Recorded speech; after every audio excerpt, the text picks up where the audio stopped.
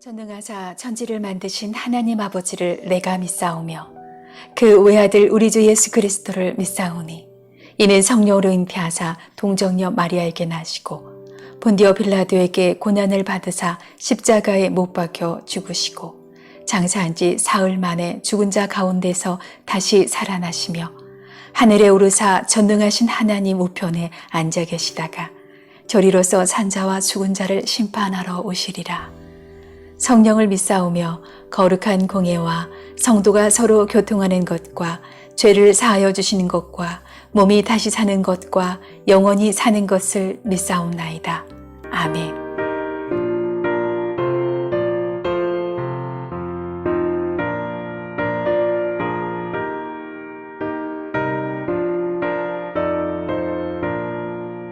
십자가 군병들아 주 위에 일어나 이들로 앞서 나가 담대히 싸우라. 주께서 승전하고 영광을 얻도록 그 군대 거느리사 이기게 하시네. 십자가 군병들아 주 위에 일어나 그 나팔 소리 듣고 곧 나가 싸우라. 수없는 원수 앞에 주 따라갈 때에 주 예수 힘을 주사 강하게 하시네.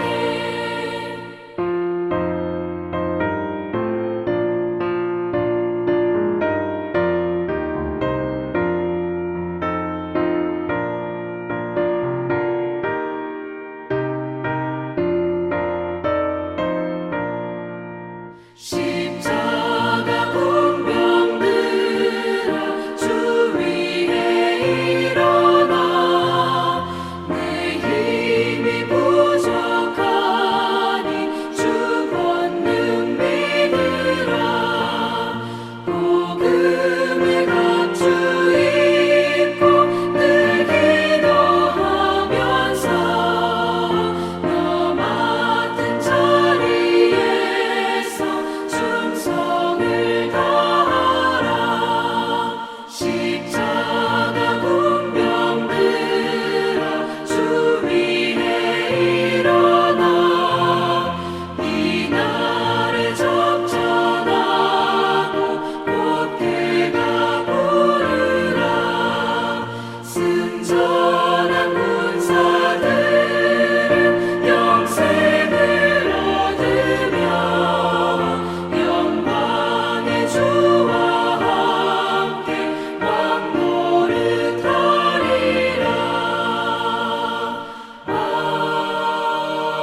아멘.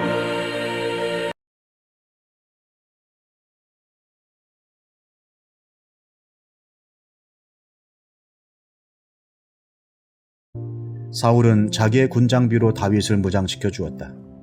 머리에는 노트구를 씌워주고 몸에는 갑옷을 입혀주었다. 다윗은 허리에 사울의 칼까지 차고 시험삼아 몇 걸음 걸어본 다음에 사울에게 이런 무장에는 제가 익숙하지 못합니다.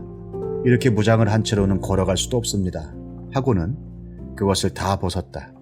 그렇게 무장을 해본 일이 없었기 때문이다. 그런 다음에 다윗은 목동의 지팡이를 들고 시냇가에서 돌 5개를 골라서 자기가 메고 다니던 목동의 도구인 주머니에 집어넣은 다음 자기가 쓰던 무림매를 손에 들고 그 블레셋 사람에게 가까이 나아갔다. 그 블레셋 사람도 방패든 사람을 앞세우고 다윗에게 점점 가까이 다가왔다. 그 블레셋 사람은 다윗을 보고 나서 그가 다만 잘생긴 홍한 소년에 지나지 않는다는 것을 알고는 그를 우습게 여겼다. 그 블레셋 사람은 다윗에게 막대기를 들고 나에게로 나아오다니 네가 나를 개로 여기는 것이냐? 하고 묻고는 자기 신들의 이름으로 다윗을 저주하였다.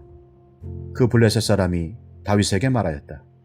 어서 내 앞으로 오너라. 내가 너의 살점을 공중의 새와 들짐승의 밥으로 만들어 주마. 그러자 다윗이 그 블레셋 사람에게 말하였다. 너는 칼을 차고 창을 메고 투창을 들고 나에게로 나왔으나 나는 네가 모욕하는 이스라엘 군대의 하나님 곧 만군의 주님의 이름을 의지하고 너에게로 나왔다.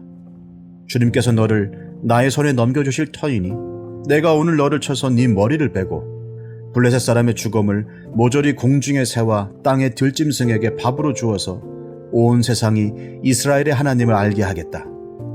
또 주님께서는 칼이나 창 따위를 쓰셔서 구원하시는 것이 아니라는 것을 여기에 모인 이 온 무리가 알게 하겠다. 전쟁에서 이기고 지는 것은 주님께 달린 것이다. 주님께서 너희를 모조리 우리 손에 넘겨주실 것이다. 드디어 그 블레셋 사람이 몸을 움직여 다윗에게 점점 가까이 다가오자 다윗은 재빠르게 그 블레셋 사람이 서 있는 대열 쪽으로 달려가면서 주머니에 손을 넣어 돌을 하나 꺼낸 다음 그 돌을 무린매로 던져서 그 블레셋 사람의 이마를 맞추었다. 골리앗이 이마에 돌을 맞고 땅바닥에 쓰러졌다. 이렇게 다윗은 무린매와 돌 하나로 그 블레셋 사람을 이겼다. 그는 칼도 들고 가지 않고 그 블레셋 사람을 죽였다. 다윗이 달려가서 그 블레셋 사람을 밟고 서서 그의 칼집에서 칼을 빼어 그의 목을 잘라 죽였다. 블레셋 군인들은 자기들의 장수가 이렇게 죽는 것을 보자 모두 달아났다. 왕을 세우시는 하나님의 이야기 사무엘서. 오늘 본문은 다윗이 골리앗을 무찌르는 사무엘서에서, 아니 성경 전체에서 가장 극적인 장면인데요. 자, 사울은 다윗에게 자신의 갑옷과 칼을 건네주었습니다. 근데 다윗이 왕의 갑옷과 칼을 거절하는데요. 왜냐하면 자신에게 익숙하지 않기 때문입니다. 말씀드렸듯이 이 자신감은, 다윗의 이 자신감, 이스라엘의 어떠한 군인도 맞서지 못한 골리앗 앞으로 나아가는 이 다윗의 자신감은 익숙함에서 시작됩니다. 우리가 처음 도전하는 일, 처음 해보는 일, 익숙하지 않은 일을 할 때는 항상 두렵고 떨리죠. 그런데 그 두렵고 떨리던 일도 익숙해지면, 몇 번 해보면, 그러면 자연스럽게 자신감이 생깁니다. 자, 그러니까요. 자, 자신감은 익숙함에서 생기는 것이고, 이 익숙함은 반복, 훈련, 경험, 이런 것들을 통해서 생기는 거죠. 그러니까 반복과 훈련과 경험이 결국 우리에게 자신감을 갖게 합니다. 자, 왕의 갑옷과 칼이 다윗에게 익숙하지 않았습니다. 그래서 다윗은요, 자신에게 익숙한 것, 자신이 지금까지 사용한 것, 자신이 지금까지 잘 사용했던 막대기와 물매를 가지고 골리앗 앞으로 나아갑니다. 자, 골리앗이요, 자신 앞에 선 소년 다윗을 보고 아주 다윗을 얕잡아 보았습니다.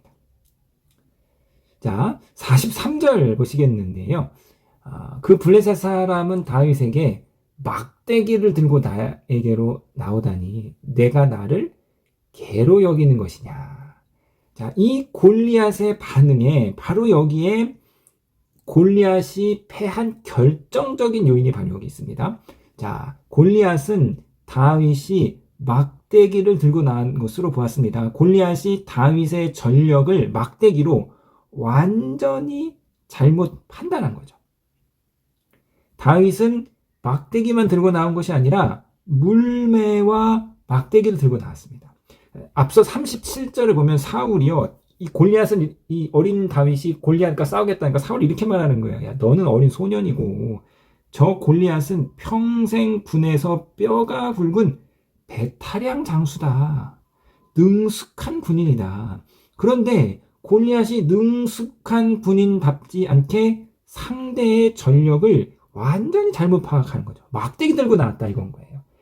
다윗을 얕잡아 보았다가 큰 실수를 범하게 됩니다. 이 골리앗의 교만이 큰 자신의 패배로 직결되게 되는 거죠. 다윗의 무기는요, 막대기뿐만 아니라 물매가 더해졌는데요. 이 물매라는 거는 당시 전투에서 사용한 유용한 무기 중에 하나였습니다. 그래서 사사기 20장을 보면 700명의 물매를 들고 있는 정예부대가 등장하니까 물매가 전혀 뭐 애들 이 소꿉놀이 장난감이 아니라 고대 사회의 전쟁에 사용됐던 일반적인 뭐 최신 무기는 아니지만 일반적인 무기로 볼 수 있습니다. 자, 다윗의 이 주된 무기는 물매인데 골리앗이 이를 전혀 인식하지 못했습니다.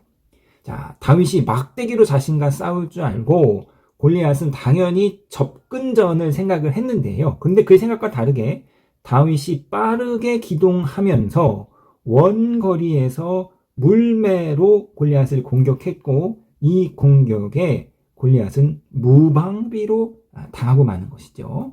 자, 사랑하는 성도님 여러분, 우리가 이제 겸손에 대해서 살펴보았는데 자신의 장점뿐만 아니라 단점까지도 인식하는 것이 겸손이다. 그러니까 겸손이라는 것은 곧 이제 균형, 밸런싱이죠. 자기 과시와 자기를 작게 여기는 것 사이에 균형을 유지하는, 장점과 단점 사이에서 균형을 유지하는 것이 겸손입니다. 크고 센 용사 다윗에게 싸움에 있어서 장점이 있죠. 그러나 장점만 있는 것이 아니라 단점도 있습니다. 골리앗의 장점이란 뭐 큰 힘이겠죠. 그러나 단점은 기동력이 약한 것이겠죠.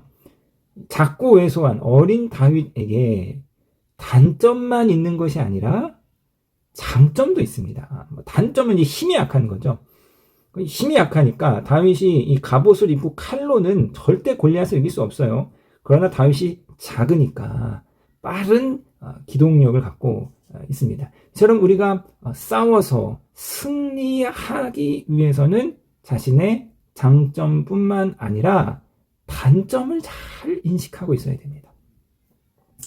자기의 단점을 잘 인식하고 있어야 무너지지 않는 거예요. 단점에 대해서 대비하지 못하면 그 사람은 하방이 열려 있습니다. 와르르르 무너질 수 있는 거지요. 누군가가 우리의 단점에 대해서 지적을 했을 때 자신의 단점을 인식하고 대비하지 못한 사람은 누군가 나의 단점을 이야기했을 때 그에 대해서 분노로 반응하기가 쉽습니다. 뭔 소리냐고, 왜 저러냐고. 그러나 자기의 단점을 잘 알고 있는 사람은 맞습니다. 제가 그분이 좀 약합니다. 준비하고 있습니다. 이렇게 이제 반응할 수 있는 거죠. 그래서 자기의 단점을 알고 있는 사람은요, 자기가 단점이 있는 걸 알기 때문에 혼자 독단적으로 일하는 것이 아니라 함께 일할 줄 아는, 팀으로 일할 줄 아는 협동의 사람이 되는 거죠. 자, 단점을 잘 우리가 알고 대비해야 되고요. 또한 싸울 때는 장점으로 싸워야 합니다. 장점, 자기가 잘하는 것 좀 가지고 나가야 그 상방이 열리는 거죠. 장점으로 승리할 수 있었습니다. 다윗은 왕의 갑옷과 칼이 아니라 자신이 가장 잘할 수 있는 물매를 들고 골리앗 앞으로 나아가서 승리를 거두었습니다. 자, 사랑하는 성도님 여러분, 다윗이 물론 막대기와 물매만 가지고 골리앗을 상대한 것이 아니라 이에 더하여서 다윗은 하나님의 이름으로 나아갑니다. 믿음으로 나아가는데요. 자, 45절에서 47절입니다. 그러자 다윗이 그 블레셋 사람에게 말하였다. 너는 칼을 차고 창을 메고 투창을 들고 나에게로 나왔으나 나는 내가 모욕하는 이스라엘의 군대의 하나님 곧 만군의 주님의 이름을 의지하고 너에게로 나왔다. 주님께서 너를 나의 손에 넘겨주실 터이니 내가 오늘 너를 쳐서 내 머리를 베고 블레셋 사람의 죽음을 모조리 공중의 새와 땅의 짐승들에게 밥으로 주어 온 세상이 이스라엘의 하나님을 알게 하겠다. 또 주님께서는 칼이나 창 따위를 쓰셔서 구원하는 것이 아니라는 것을 여기에 모인 이 온 무리가 알게 하겠다. 전쟁에서 이기고 지는 것은 주님께 달린 것이다. 주님께서 너희를 모조리 우리 손에 넘겨주실 것이다. 자, 성경에 기록된 말씀 중에서 가장 선명하게 하나님의 승리를 기록한 말씀입니다. 자, 믿음에 관해서요, 가장 인상적이고 가장 기념비적인 선언이 바로 오늘 이 다윗의 고백이죠. 야훼의 전쟁, 하나님의 전쟁의 원리를 가장 확신하게 잘 가르쳐주고 있는 말씀입니다. 자, 성도님 여러분, 바로 오늘 이 다윗의 고백이 우리의 고백이 되길 원합니다. 이 다윗의 승리가 우리의 승리가 되길 원합니다. 우리도 정말 다윗처럼 골리앗 앞에 서서 담대하게 하나님의 이름으로 나아가서 골리앗을 무찌르는 극적인 승리를 우리가 거둠으로 우리 하나님께 큰 영광을 올려드리는 복된 삶을 우리가 살아가기를 소망하는데요. 자, 그러기 위해서는 다윗과 같이 책임감, 자신감 더하여서 믿음으로 승리를 이루어 가시는 저와 여러분 되시기를 주님의 이름으로 부탁드리겠습니다.